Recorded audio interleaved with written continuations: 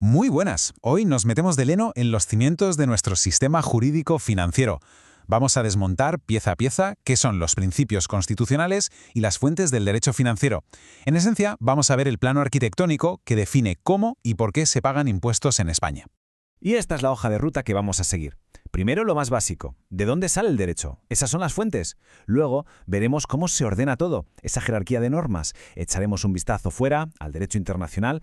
Después nos centraremos en los principios que buscan que el sistema sea justo y terminaremos con la regla de oro, el principio de legalidad. ¡Vamos al lío! Bien, empecemos por el principio de todo. ¿De qué hablamos cuando decimos fuentes del derecho? Pues la analogía de la construcción es perfecta, de verdad. Imaginen que vamos a levantar un edificio. Las fuentes son eso, los ladrillos, el acero, el hormigón. Son literalmente los materiales con los que se construye todo el sistema legal. Son las formas en las que la ley se nos presenta. Perfecto, ya tenemos los materiales. ¿Y ahora qué? Pues como en cualquier obra no se pueden poner de cualquier manera. Hay que organizarlos. Hay una jerarquía muy clara, una estructura que nos dice qué va en la base, qué forma los pilares y qué va en lo más alto. En la cúspide de la pirámide, en lo más alto de nuestro edificio, está la Constitución. Es la norma suprema, la lex superior, es el plano maestro que lo define absolutamente todo. Ninguna otra ley o reglamento puede contradecirla. Es la garantía de que todo el sistema financiero se somete a las reglas del juego democrático. Si bajamos un escalón, nos encontramos con el armazón principal, el esqueleto del edificio, las leyes. La gran mayoría de los asuntos financieros se regulan con leyes ordinarias. Son clave porque ahí es donde se definen los elementos esenciales de los impuestos. Pero ojo, para temas de especial importancia, como los estatutos de autonomía, hace falta una ley orgánica, que exige un consenso mayor en el Parlamento.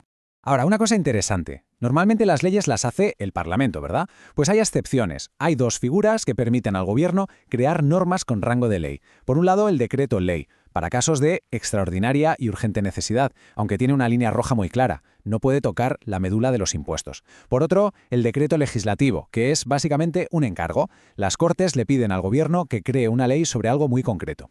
Y ya en la base de la pirámide, en los detalles, tenemos los reglamentos, los reales decretos, las órdenes ministeriales o las ordenanzas fiscales de los ayuntamientos. Su función es aterrizar lo que dicen las leyes, desarrollarlas, pero nunca, jamás, pueden contradecirlas. Están para ejecutar, no para inventar las reglas. Claro, nuestro edificio legal no es una isla, está conectado con el mundo, y muy especialmente con la Unión Europea. Así que ahora toca ver cómo esas normas que vienen de fuera se integran en nuestra propia estructura.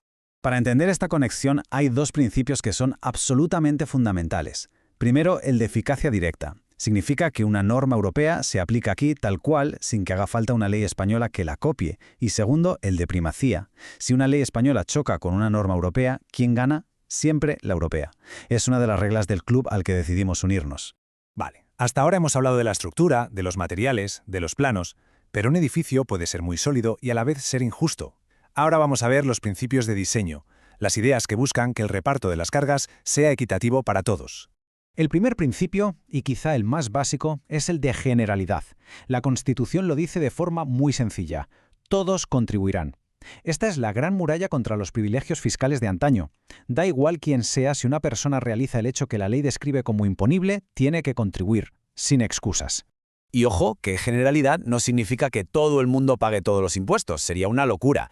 Este ejemplo lo deja clarísimo. Un residente en España, pues lógicamente pagará el IRPF por la renta que obtenga. Pero claro, no va a pagar el impuesto de sociedades, porque no es una sociedad, ni tampoco el de no residentes, porque sí que reside aquí. Se paga el tributo que a cada uno le corresponde.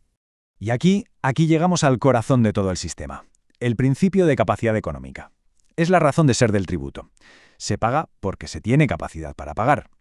Y la contribución se mide en función de la riqueza de cada uno. Es la idea que legitima que el Estado nos pida una parte de nuestros recursos. ¿Y cómo mide el sistema esa capacidad económica? Pues básicamente de dos formas. Una directa, mirando la renta que se gana o el patrimonio que se tiene. Y otra indirecta, fijándose en lo que uno gasta o en las transmisiones de bienes que realiza. Porque al final, un consumo elevado suele ser un buen indicador de una capacidad económica elevada. Mucho cuidado con el principio de igualdad, que es más complejo de lo que parece. No significa que todo el mundo deba pagar lo mismo. Es justo lo contrario. Significa tratar de la misma manera a quienes están en la misma situación y de forma distinta a quienes tienen capacidades económicas diferentes. La idea es usar el sistema fiscal para corregir desigualdades, no para hacer como si no existieran. Y esto nos lleva de la mano a la progresividad. La idea no es solo que quien más gana más paga, es que además paga un porcentaje mayor de su riqueza. El esfuerzo fiscal que se pide crece a un ritmo más rápido que la propia riqueza. Es una de las herramientas más potentes de redistribución. Pero claro, diseñar un sistema progresivo no es tan fácil. Si se hace mal, se puede caer en una trampa muy injusta, una auténtica aberración. ¿Les suena el concepto de error de salto? Pues fíjense en este ejemplo. Con una tarifa mal diseñada, si se ganan 1.000 euros, se pagan 100 de impuestos. Pero si se gana solo 1 euro más, 1.001, el tipo impositivo salta de repente al 12% y se acaba pagando una cuota de 120,12. Es decir, por ganar 1 euro más, se pierden 20. Esto es el error de salto. Es una locura y es, a todas luces, confiscatorio. ¿Y cómo se soluciona? Pues con una tarifa por tramos, que es como funciona nuestro IRPF en realidad. Los primeros 1.000 euros tributan siempre al 10%. Y solo ese euro de más, el que supera el umbral, tributa al tipo del 12%. El resultado, una cuota total de 100,12. Ahora sí, 1 euro más de renta, un poquito más de impuesto. Esto sí es justo y progresivo. Esto nos lleva al último principio de justicia, que es como el freno de emergencia del sistema, la no confiscatoriedad. La Constitución establece un límite. El sistema fiscal puede exigir una contribución, incluso una muy elevada, pero lo que no puede hacer nunca es agotar la riqueza del contribuyente, apropiarse de una parte tan sustancial que equivalga a una expropiación. Es la línea roja que protege la propiedad privada. Bueno, ya hemos visto la estructura y las reglas de diseño para que el sistema sea justo, pero queda la pregunta del millón. ¿Quién tiene el poder de crear los impuestos? La respuesta está en el principio formal más importante de todos, el principio de legalidad. La Constitución aquí es tajante. El artículo 31.3 lo deja meridianamente claro. Los impuestos solo se pueden crear con arreglo a la ley. Y esto dicho en plata significa que la única institución que puede decidir sobre los impuestos es el Parlamento, las Cortes Generales, que es donde reside la soberanía popular. Y este principio no está ahí por casualidad. Cumple 4 funciones esenciales. Protege la propiedad privada, asegura que un tema tan importante como los impuestos se debata públicamente en el Parlamento, mantiene la coherencia de todo el sistema y, sobre todo, nos da seguridad jurídica a todos, porque las reglas del juego son claras y están fijadas en una ley. Y con esto hemos completado el recorrido por los planos de nuestro edificio legal financiero.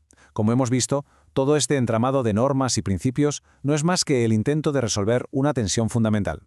Y nos deja con una pregunta final, una para reflexionar. En ese equilibrio tan delicado, ¿dónde termina exactamente el poder del Estado para sostener los servicios públicos y dónde empieza el derecho del ciudadano a su patrimonio y a un trato justo? Encontrar esa respuesta es el gran debate, el eterno debate del derecho financiero. Muchas gracias por la atención.